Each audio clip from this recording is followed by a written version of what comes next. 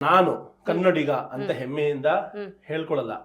ನೀನ್ ಯಾರು ಅಂದ್ರೆ ನಾನು ಒಕ್ಕಲಿಗ, ನಾನು ಬ್ರಾಹ್ಮಣ, ನಾನು ಇನ್ನೊಂದು, ನಾನು ಹಿಂದೂ, ನೀನ್ ಮುಸ್ಲಿಮು, ನಾನು ಕೆಂಗೇರಿ, ನೀನು ರಾಜೇಶ್ವರಿ ನಗರ, ನಾನು ಮಂಡ್ಯ, ನೀನ್ ಮದ್ದೂರು, ನಾನು ಈಗ ಈ ಸಿನಿಮಾಗೆ ಬಂದ್ರೆ ನಾವು ಶೆಟ್ಟಿ ಗ್ಯಾಂಗು, ನಾವು ಮಂಡ್ಯ ಗ್ಯಾಂಗು, ಇವು ಆಕ್ಚುಲಿ ಇವೆಲ್ಲ ಕ್ರಿಯೇಟ್ ಆಗಿರೋದು, ಯಾರು ಮಾಡಿಲ್ಲ. ಯಾರ್ದು ಗ್ಯಾಂಗ್ಸ್ ಇಲ್ಲ ಇಲ್ಲಿ, ನಾವೆಲ್ಲರೂ ಕನ್ನಡಿಗರು. ಈಗ ಕಾಂತಾರ ಪಿಕ್ಚರ್ ಬಂತು, ಎಲ್ರು ಹೋಗಿ ನೋಡ್ಲಿಲ್ವಾ? ಈಗ ಸುದೀಪ್ ಸರ್ ಬಂತು ಪಿಕ್ಚರ್, ಎಲ್ರು ಹೋಗಿ ನೋಡ್ಲಿಲ್ವಾ? ಈಗ ಇನ್ನೊಬ್ರು ಪಿಕ್ಚರ್ ಬರುತ್ತೆ, ಎಲ್ರು ಚೆನ್ನಾಗಿದ್ರೆ ಎಲ್ರು ಹೋಗಿ ನೋಡ್ತೀವಿ. ಒಗ್ಗಟ್ಟಿನ ನಿಲುವು ಯಾವತ್ತು ತಗೊಳ್ತೀವೋ ಕನ್ನಡಿಗರು, ಈ ಜಾತಿ ಮತ ಭೇದ ಏರಿಯಾ ಕೇರಿ. ಅದಕ್ಕೆ ನೀವು ಊರು ಅಂತ ಕೇಳಿದಾಗ ಯಾವ ಊರು ಅಂತ ಕೇಳಿದ್ರು ಮೇಡಮ್ ಬೆಳಗ್ಗೆ, ನಾನು ಮೂಲತಃ ಮಂಡ್ಯ, ಆದ್ರೆ ಮಂಡ್ಯಲ್ಲಿ ಯಾವತ್ತೂ ನಾನು ಬೆಳೆದಿಲ್ಲ, ಹುಟ್ಟಿದ್ದು ಬೆಂಗಳೂರು. ಬಟ್ ನನ್ನ ಐಡೆಂಟಿಟಿ ನಾನು ಅರ್ಥ ಮಾಡ್ಕೊಂಡಿದ್ದು ವಿಶ್ವದ 50 ದೇಶಗಳನ್ನು ಸುತ್ತಿದ ನಂತರ. ನನ್ನ ಐಡೆಂಟಿಟಿ ಅಂದ್ರೆ ನನ್ನ ನೆಲ ಕರುನಾಡು, ನಾನು ಹೆಮ್ಮೆಯ ಕನ್ನಡಿಗ, ನನ್ನ ಭಾಷೆ ಕನ್ನಡ. ಯಾಕೆ ಅಂದ್ರೆ ಇದು ಬೇರೆಯವ್ರು ಕಲ್ಸ್ಕೊಟ್ಟಿದ್ದು ನನಗೆ. ಬೇರೆ ಈಗ ಚೈನೀಸು ನನಗೆ ಹೇಳ್ಕೊಟ್ರು. ಅಲ್ಲಿ ಹೋದಾಗ ಒಂದ್ ಅಕ್ಷರ ಇಂಗ್ಲಿಷ್ ಮಾತಾಡ್ಲಿಲ್ಲ ಅವ್ರ ಹತ್ರ. ರಷ್ಯಾಗ ಹೋದಾಗ ಅವ್ರು ಯಾರು ನನ್ನ ಹತ್ರ ಒಂದ್ ಅಕ್ಷರ ಇಂಗ್ಲಿಷ್ ಮಾತಾಡ್ಲಿಲ್ಲ. ಅವರೆಲ್ಲ ರೂಸ್ಕಿಲ್ ಮಾತಾಡ್ತಾ ಇದ್ರು, ಇವ್ರು ಚೈನೀಸ್ ಅಲ್ಲಿ ಮಾತಾಡ್ತಾ ಇದ್ರು. ಕಮ್ಯುನಿಕೇಶನ್ ಗೂಗಲ್ ಟ್ರಾನ್ಸ್ಲೇಟರ್ ಒದ್ದಾಡಬೇಕು, ಮೂಕ ಭಾಷೆ, ಕೆಲವು ಸರಿ ಇಂಟರ್ನೆಟ್ ಇಲ್ಲ, ಆಫ್ಲೈನ್ ಡೌನ್ಲೋಡ್ ಆದ್ರೂ ತೋರ್ಸಕ್ಕಾಗಲ್ಲ. ಅದಕ್ಕೆ ಹೇಳೋದು, ಟ್ರಾವೆಲ್ ಮಾಡಿದ್ಮೇಲೆ ನಿಮಗೆ ಬರುವಂತಹ ಒಂದು ಪರ್ಸ್ಪೆಕ್ಟಿವ್ ಇದೆಯಲ್ಲ, ಅದು ಬೇರೆ ಯಾವ್ದ್ರಲ್ಲೂ ಬರೋಕ್ ಸಾಧ್ಯನೇ ಇಲ್ಲ. ರೈಟ್. ಈಗ ದೇಶಗಳು ಅಲ್ಲಿನ ಅನುಭವಗಳನ್ನು ನಾನು ಆಮೇಲೆ ನೋಡ್ತಾ ಹೋಗ್ತೀನಿ.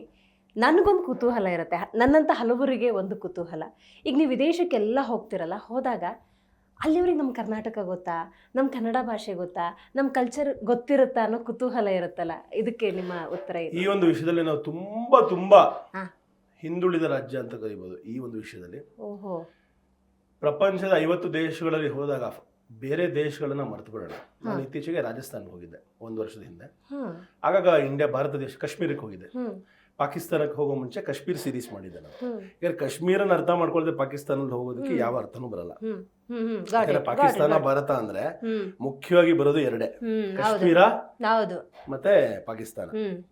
ಈ ಗಡಿಯ ಸಮಸ್ಯೆಯಿಂದ ತಾನೇ ಇವತ್ತು ನಾವೆಲ್ಲರೂ ಇಲ್ಲಿ ಕೇಳಿಸ್ಕೊತಾರೆ. ಈಗ ಹಂಗ್ ನೋಡಿದ್ರೆ ಕರ್ನಾಟಕಕ್ಕೂ ಕಾಶ್ಮೀರಕ್ಕೂ ಇಷ್ಟು ದೂರ ಇದೆ, 2000 ಕಿಲೋಮೀಟರ್ ಅಂತರ ಇದೆ ಅಲ್ವಾ? ಆದ್ರೆ ಭಾರತ ದೇಶ ನಾವು ಒಂದು ದೇಶ ಅಂತ ಅರ್ಥ ಮಾಡ್ಕೊಂಡಾಗ ಕಾಶ್ಮೀರ ಕೂಡ ನಮ್ಮದೇ ಭಾಗ ಅನ್ನೋ ತರ ನಾವು ಭಾವನೆಯಲ್ಲಿ ಇರ್ತೀವಿ.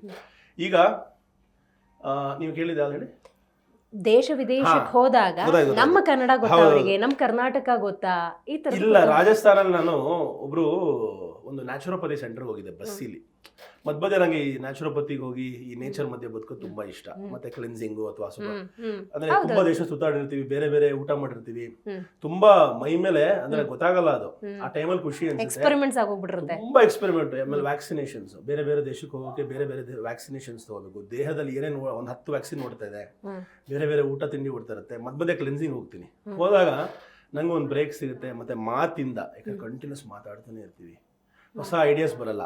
ನಿಶಬ್ದತೆ ಕಡೆಗೆ ಹೋದಾಗ ಅಲ್ಲೊಬ್ರು ಕಸ ಗುಡಿಸ್ತಾ ಇದ್ರು ರಾಜಸ್ಥಾನಲ್ಲಿ. ಅವ್ರ ಮೇಡಮ್ನ ನಾನು ಕೇಳಿದೆ, ಆಪ್ ಕಹಾ ಸೆ ಹೋ ಅಂದ್ರು. ಮೇಡಮ್ ನಾನು ಕರ್ನಾಟಕ ಇಂದ. ಕೌನ್ಸಾ ದೇಶ? ಓ ಮೈ ಗಾಡ್. ಇದೇ ರೀತಿ ನಾನು ಬರೀ ಭಾರತ ದೇಶದಲ್ಲೇನೆ, ಈಗ ಕಾಶ್ಮೀರಕ್ಕೆ ಹೋಗ್ಬಿಟ್ಟು ನೀವು ಕರ್ನಾಟಕ ಅಂತ ಹೇಳಿದ್ರೆ ಯಾರೂ ಗೊತ್ತಿಲ್ಲ. ನಾವು ನಮ್ಮ ಟೂರಿಸಂ ವಿಚಾರದಲ್ಲಿ ಅಥವಾ ನಮ್ಮ ಪ್ರಾಪಗಂಡಾ ವಿಚಾರದಲ್ಲಿ ತುಂಬಾ ಹಿಂದುಳಿದಿದ್ದೀವಿ. ಈಗ ನೀವು ನೋಡಿ, ಗುಜರಾತ್ ಅಂತ ಒಂದು ತಗೊಳ್ಳಿ. ಗುಜರಾತ್ ಅಂತ ಎಲ್ಲೇ ಹೇಳಿದ್ರು ಗೊತ್ತಾಗತ್ತೆ. ಯಾಕೆ ಅಂದ್ರೆ ಮೋದಿ ಅವರು ಗುಜರಾತ್ನ ಹಂಗೆ ಪ್ರಾಪಗಂಡಾ ಮಾಡಿದ್ದಾರೆ, ಮೀಡಿಯಲ್ಲಿ ಹಂಗೆ ತೋರಿಸಿದ್ದಾರೆ. ಮತ್ತೆ ಅವ್ರ ಈಗ ಅಮಿತ್ ಶಾ ಅವರೆಲ್ಲ ಸೇರಿ ಎಲ್ಲ ಗುಜರಾತೀಸ್ ಅಲ್ವಾ? ಇಡೀ ವಿಶ್ವದಲ್ಲಿ ನಾವು ಒಂದು ದೊಡ್ಡ ಡಾಮಿನೆಂಟ್ ಫೋರ್ಸ್ ಅನ್ನೋ ರೀತಿಯಲ್ಲಿ ಗುಜರಾತ್